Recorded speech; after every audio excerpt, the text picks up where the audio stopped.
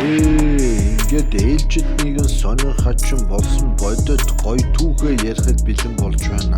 За өнөөдөр та бүхэндээ Монголын сошиал орчныг донсолгоод байгаа Эверестийн тухай ярьж өгнө. За дэлхийн ноён оргил дээвэр буюу Эвересттэй холбоотой хамгийн гоё шилдэг содон баримтуудыг түүрлэн та бүхэндээ маш товчхон хэлээд явчих.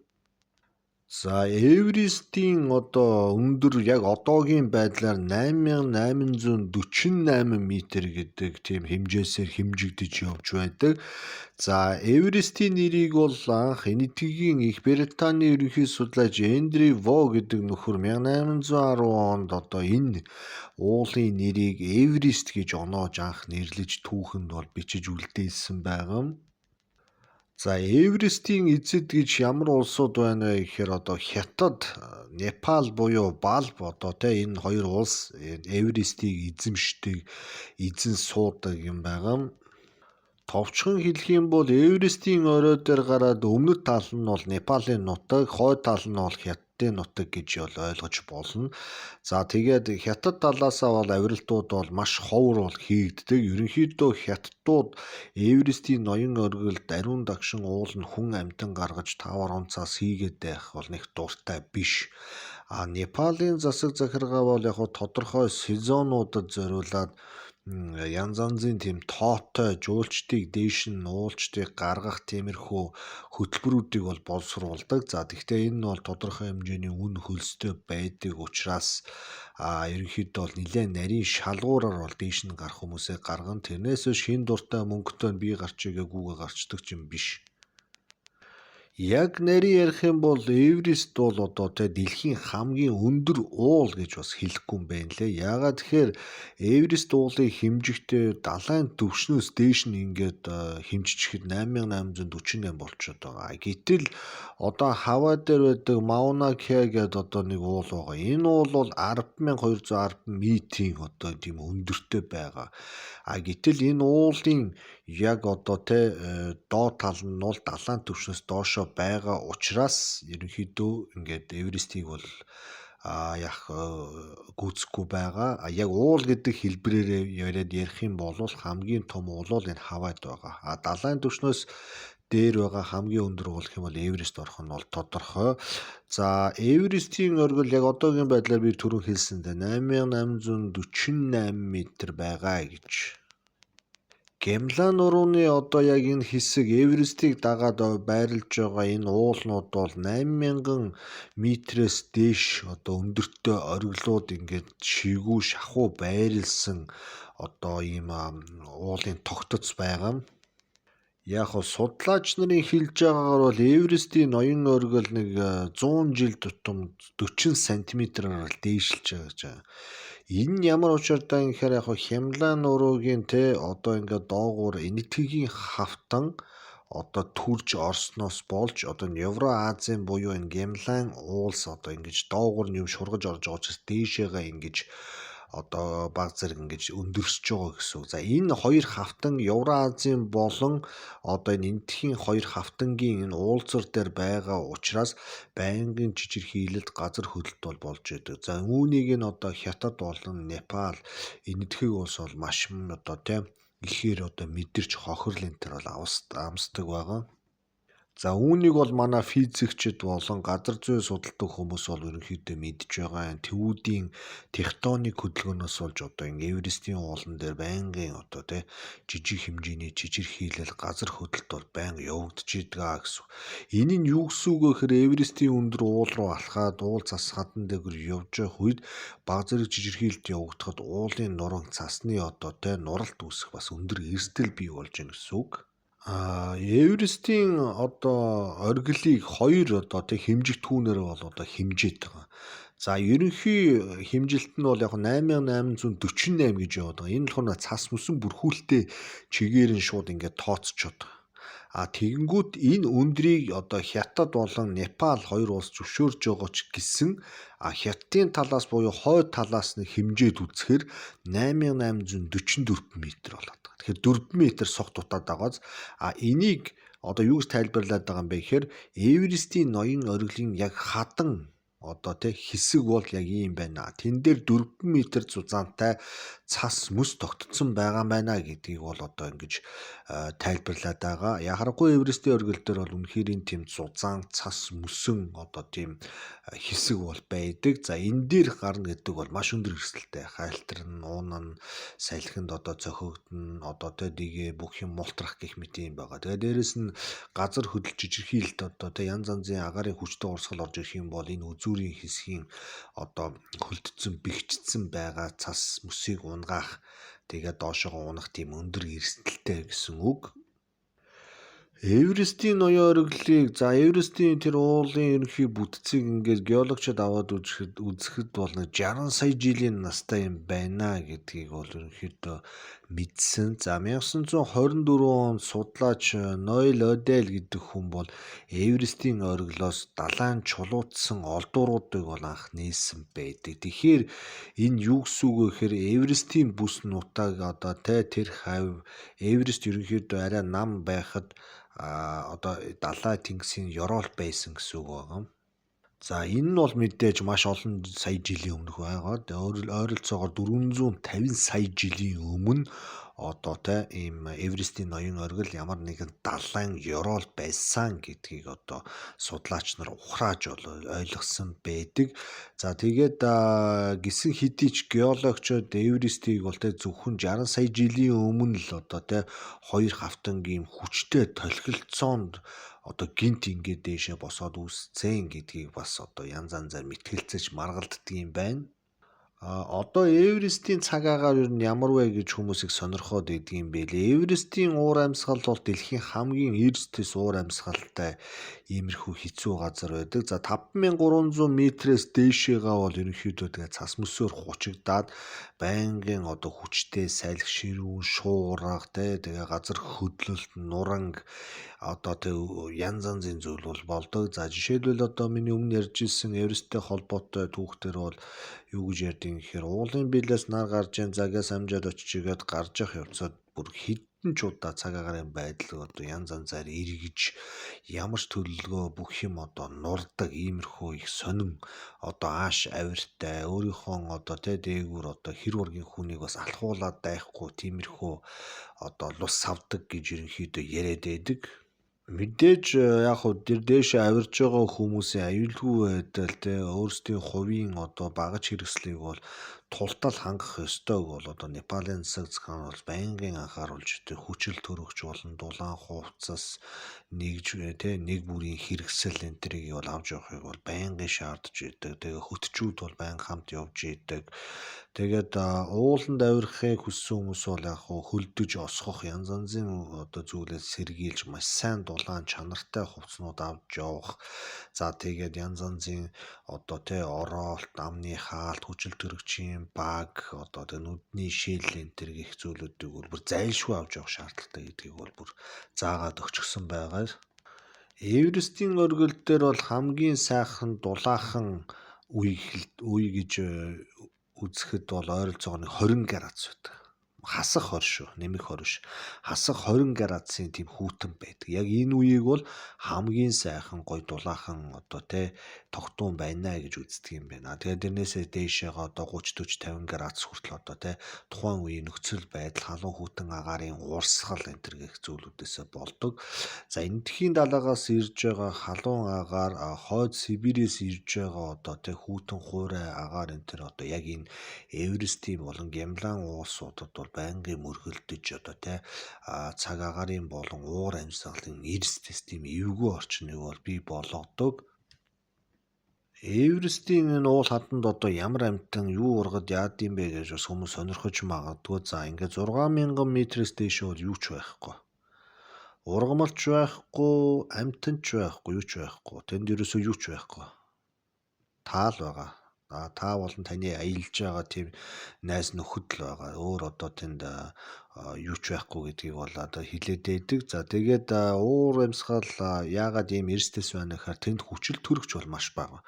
Хүчил төрөгч маш бага байгаа болохоор ямар нэгэн амтан ургамал тэнд зохицоод ургаадах тийм зүйл бол байхгүй. 6,000 метрээс доошоо бол тий янз янзын цоохор ирвэс одоо гямлан одоо тахар гэж яриад байдаг. Ямаата төстэй юм зэрлэг одоо тий ямархуу амтан байдаг. За сарлаг бол ганц нэг байдаг. За тэгээд доошоогоо олох юм бол бүр янз янзын амтд байгаа. Юу ч байхгүй ч гэсэн бас тэнд мөнхийн харуулд үлдсэн маш олон тооны уулчин одоо авирагч хүмүүсийн одоо цогцос бол байдаг. За тэгээ Эверестийн ноён оргил дээр уул хад мөс цаснд одоо тэг хүн оршуулах гээд нүх ухах энэ төр бол ямар ч боломж байхгүй. Тийм учраас одоо тэнд үрд үлдсэн хүмүүс аялагч, зугаалагч, авирагч нарыг бол тэнд нь бол үлдээдэг. За тэр дээрээс буулгана гэдэг бол асар өндөр зардалтай. Магадгүй тэрийг буулгах гэж явж байгаа хүмүүс бас амиа алдах өөрөө бас ийм нягууртай байдаг учраас одоо яг Непалийн засаг захиргаа болон хохирогчдын арга гэр одоо ямар нэгэн те зоригтой арга хэмжээг бол авч чадахгүй байдаг. Гэхдээ ганц нэг хүмүүсийг бол нэлээд мөнгө төгрөгөөр одоо доош нь буулгасан тийм том ажиллагаанууд бол байгаа. Энэ үхлийн бүс буюу одоо 8,000 метрээс дээшээ за одоо ингээд гараад ирэхээр тэнд одоо хүндээ туслахгүй байх яах их те одоо тийм ямар ч одоо дүрм журм тэнд үйлчлэхгүй.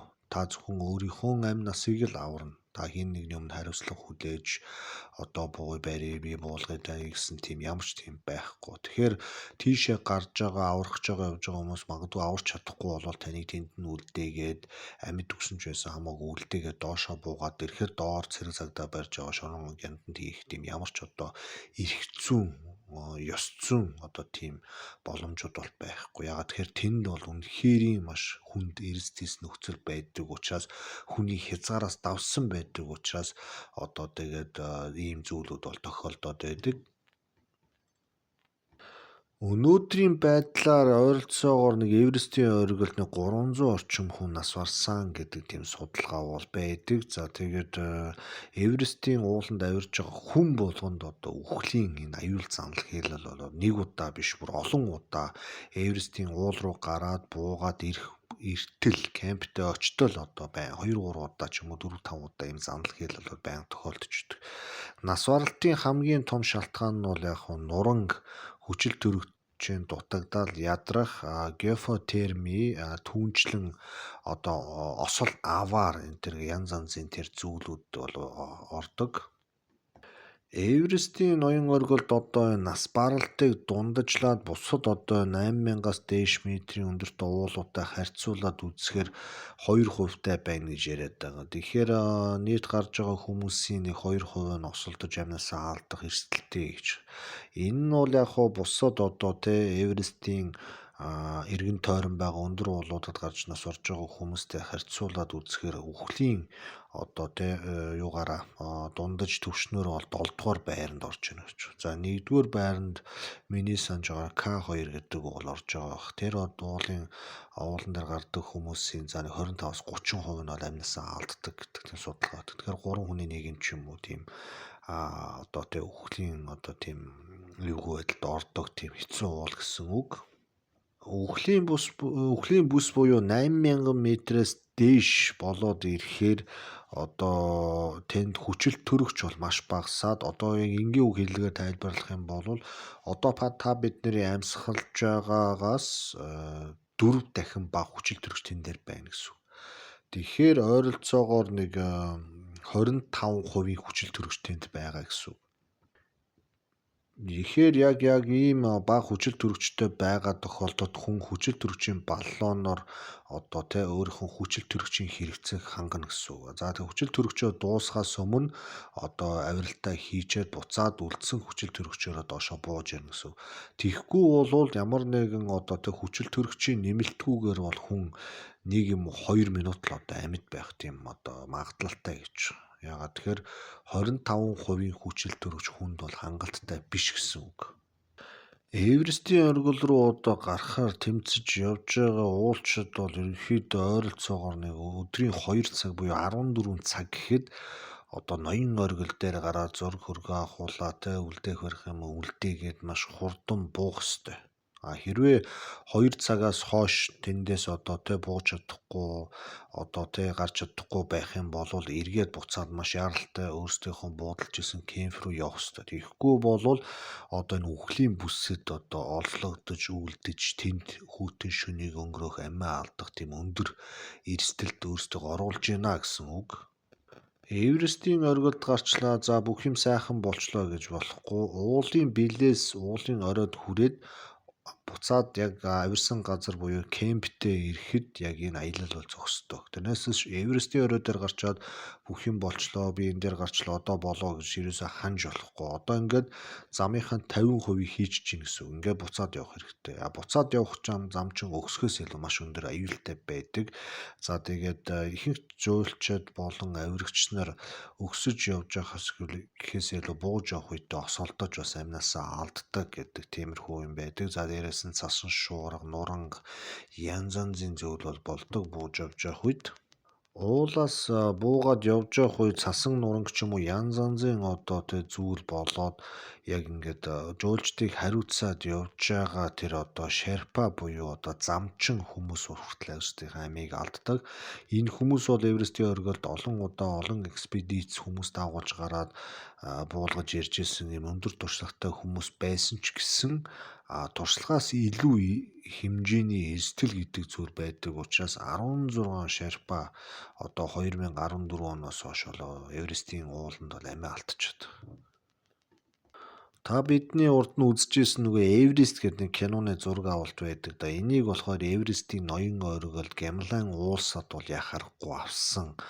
Одоо 1996 онд болсон тийм гамшигын тухай бодит түүхийг бол энэ кинонд бол гаргаж ирдэг. Одоо тэр Эверестийн уулан дээр одоо мөнхийн харуулд үлдсэн аялагч уулчин хүмүүсийн одоо дунд Эверестийн уулан дах унтаж буй гоо үзэсгэлэн гэдэг нэрээр алдартай Франсис Арсентеев гэж одоо эмэгтэй хүн бол байдаг. Тэр эмэгтэй яасан бэ гэхээр уул руу хүчил төрөгчийн хангамжгүйгээр бол гарна гэдэг тийм зорилгыг тавиад яхаарахгүй гарсан. За тэгээ гарчаад буцаад бууж явж байхдаа биеийн байдал нь бол маш ихээр муудад сүлдсэн. За сүлдсэн учраас түүнийг үлдээсэн. За тэгээд мэдээж тэнд үлдсэн учраас тэр амиа алдсан байдаг. Яг энэ одоо эмэгтэй 1998 онд Эверестийн ноён оргилд хүчил төрөгчөө авчирчаад буцаад бууж явж байхдаа ингээд амиа алдсан иймэрхүү гонигтай явдал болсон байдаг. За ингээд ноён оргил дээр гарлаа гэхэд бүх ажил дуусж байгаа биш гэдгийг одоо энэ хүү түүхүүд бол нотлоод байгаа юм. Эверестийн оргилд 1953 онд одоо анхны хүн одоо гарсан гэж ярьдаг. Тэгээд түүнээс хойш одоо өнөөдрийн хүртэл нэг 50000 хүн Эверестийн ноён оргилд бол амжилттай гараад буугаад ирсэн гэж ярьдаг. За тэр 50000 хүн одоо нэг удаа гараад ингээд санаа сэтгэл нь амарч өгөө заримдаа ингээд 2 3 4 5 20 30 удаа ч юм ингээд гараа явчихсан ийм тохиолдлууд байдаг. Гэхдээ яг 50000 хүн гэж байгаа боловч Эверестийн орой дээр 9000 одоо тийм гаралтууд бол болсон гэж бол бүртгэгдэж үлдсэн байдаг. Сая хамгийн сүүлд харахад нэг шерпа 29 удаа Эверестийн ноён оргилд гарлаа гэдэг мэдээ Монголын сошиал орчинд яваад байх шиг харагдсан шүү.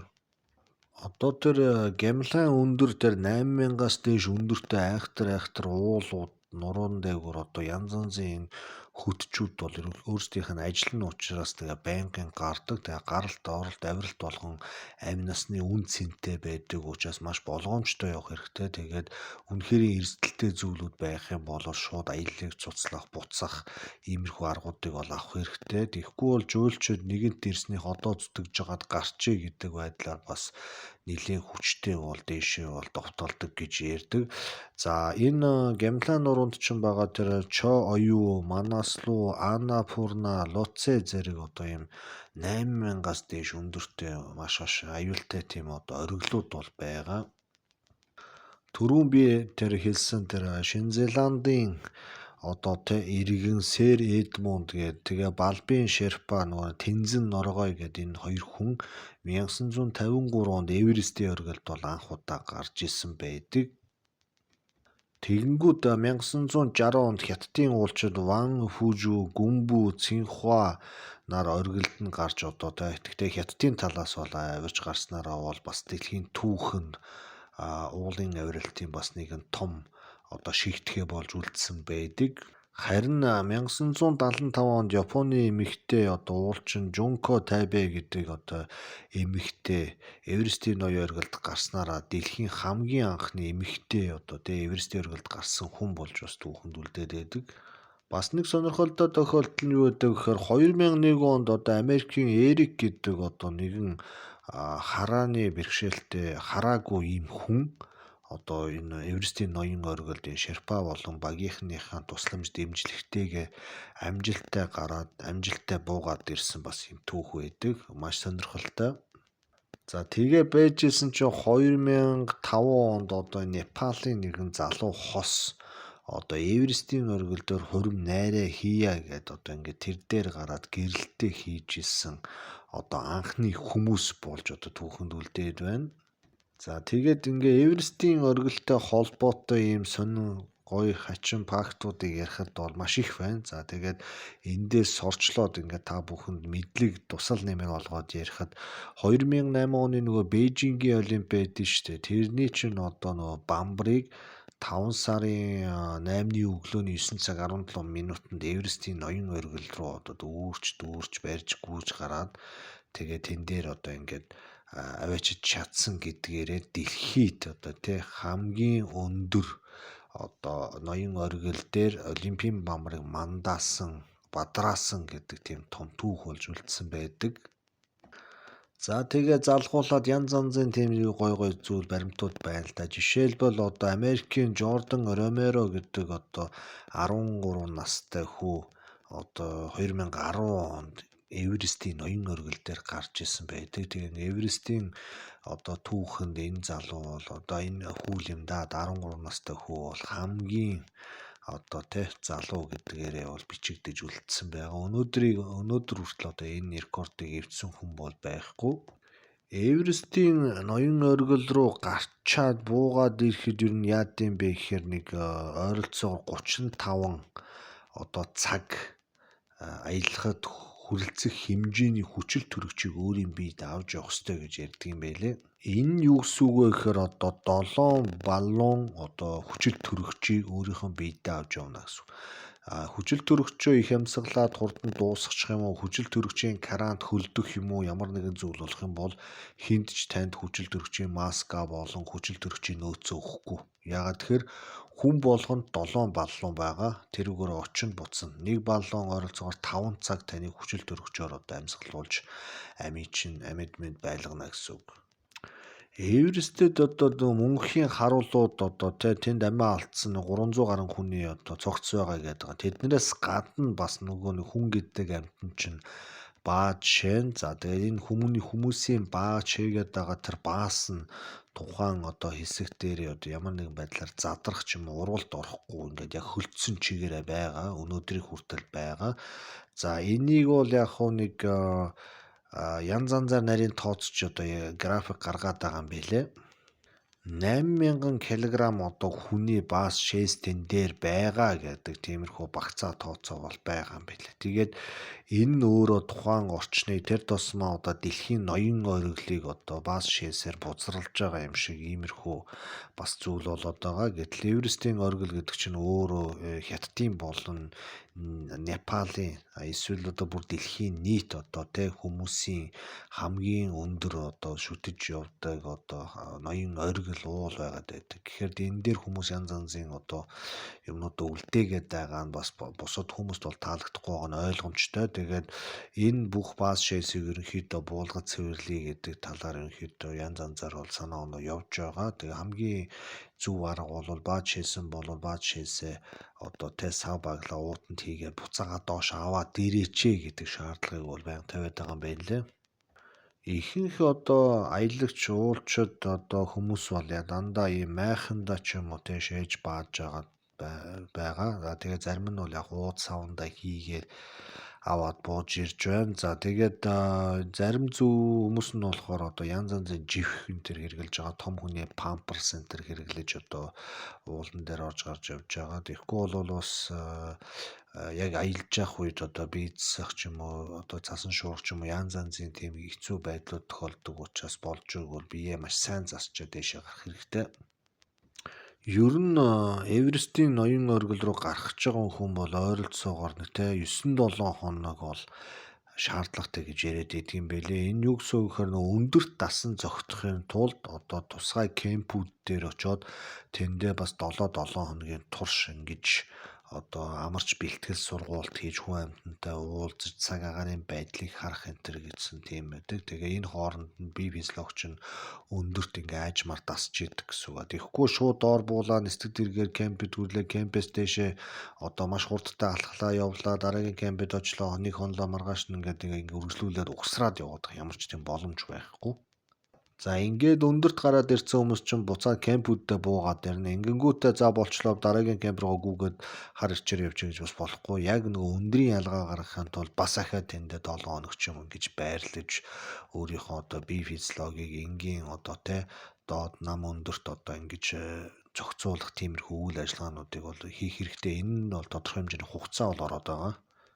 Эверестийн оргил руу одоо яг ямар сезонд яаж авирахаас шалтгаалаад тэ хідэн хүн энэ төр бүх зүйлүүдээс шалтгаалаад ерөнхийдөө нэг хамгийн доод нь 30-аас 40 мянган одоо доллар хэрэгтэй гэж бол ойлгох хэрэгтэй. За дээрэс нь одоо Непалийн засгийн газарт 11 мянган долларын одоо лицензийн хурамжийг бол төлөх хэрэгтэй. За мөн өөрийн хувцас хүчил төрөгч тоног төхөөрөмж, хангамж, хоол хүнс, тээврийн хэрэгсэл энэ төр гээд бүх зүйлийг бол та өөрөө гаргана. Дээрээс нь Шерпа буюу багийн удирдагч одоо тэ гайдуудаа бас мөнгө төрөг төлж тэднэрт бас хүчил төрөгчийн сав тоног төхөөрөмж илүүмийг бас захиалж нөөцөлж авах тийм боломжууд бол байдаг. Тэгэхээр нэлээд хэмжээний мөнгө бол орж иж Эверест руу гарна гэсэн үг. Ер нь тэр Ямлан уулнуудад одоо хүн амьтан дагуулж явдаг энэ шерпанууд бол ерөнхийдөө маш юм мундаг уулчин айхтар хүмүүс байдаг. За энэ хүмүүсийн зүгээр хамгийн доотлын цалин хэл $5,000 одоо дээшээ байдаг гэж ерөнхийдөө ярьдаг. Гэхдээ яг тэд идгсэн тийм тоо бол байхгүй. Гэхдээ ямар ч байсан маш их өндөр хэмжээний цалин орлоготой хүмүүс байдаг. Тэгээ уулчдаг удирдан чиглүүлж дагуулж наачааш нь явхаас гадна одоо авирагчдад зориулсан одоо хүчил төрөгчийн баллон, эд зүйл одоо эвдэрсэн бүх тэр зүйлийг засахаас гадна нөөц сэлбүүдийг бол өөрийнхөө цүнхэнд аваа явждаг. Гэтэл жирийн уулчин хүн ч бол яг хуу бас нэлээд хүнд одоо ачаад дээш авирж байгаа шүү дээ. Гэтэл Шерпа хүмүүс бол тэр энгийн жуулчдаас 5-6 дахин их хэмжээний одоо ачаа бараагүй нуруундаа үүрээд ингэ явж идэг гэсэн. Тэгэхээр маш өндөр одоо уул руу гарах чадвартай, туршлагатай тэсвэр тэнхээтэй ийм хүмүүс байгаа гэсэн үг юм. Хүмүүс нисдэг тэргээр жоохон дөхөөд буужч болдгоо мө гэж яриад тах шүү. Нисдэг тэрэг гэдэг одоо унаачин ойролцоогоор нэг 5,000 метрийн өндөрт л бол гардаг. Эверестийн оргил орчим за тэр тусмаа 5,000-аас дээш метрийн өндөрт чинь нөгөө агаарын нягтрал маш бага байгаа учраас одоо сенс өөрийнхөө одоо их биеийн жинг одоо өргөөд аваад явах хэмжээний чадваргүй болно гэсэн үг. Яг уу тусгай тийм үйлчилгээнүүд байгаа. Яралтай тохиолдолд одоо Хятадаас юм уу эсвэл одоо Непалаас тусгай өндөр хүчин чадалтай одоо өндөрт нисэх тиймэрхүү нисдэг тэрэгнүүдийг дуудаж захиалж болно. Гэхдээ маш өндөр үнэтэй. За тэдний гарлаг төсрэл 5,200 метрт л гардаг. Эверестэд бол яг уу одоо зүгээр энгийн иргэний нис хонгоцнууд бол хүрч чадна. Тэд нар ч ойролцоогоос 8,000-аас 10,000 өндөрт нисэж байгаа учраас одоо тэ жишээлбэл одоо энэ Эверестийн уулын хажуугаар бол ерөнхийдөө ингээд баг ижил тэнцүү нөхцөлд бол нэвтрээд явчихна. Гэхдээ яг дээгүүр нь бол явдаггүй. Хямлан уулан дээгүүр ерөнхийдөө иргэний агаарын тээврийн онгоцууд бол баг явдаггүй байгаа. Энэ нь ямар учиртай гэхээр уул хадтай мөргөлдөж гэхээсээ илүү ямар нэгэн осол аваар янз янзын зүйл боллоо гэхэд одоо тэн дээр унлаа гэхэд амьд үлдсэн хүмүүс ахаа цаашаа амьдрах ямар ч боломжгүй тийм эрс тис нөхцөлд очих гэж байна. Тийм учраас онгоцнууд дандаа тойрч одоо тий арай цас мөс багтай газруудаар одоо хүн унлаа, онгоц унлаа гэхэд амьд үлдэх магадлалыг тооцож бас тэгж тойрч нисдэг. За тэгээ онгоц энтерээр наачаашаа явъя гэж байгаа хүмүүс бол Эверест дээр хамгийн ойрхон байгаа иргэний нисэх онгоцны буудлал бол одоо нөгөө Непалийн Лукла байдаг Тензэн Хилари гэдэг одоо нисэх онгоцны буудалд байдаг. За тэгээд энд ихэнх жуулчид бас очиж буугаад тэндээсээ бас дараагийн аялал үргэлжлүүлээд ингээд явдаг байгаа.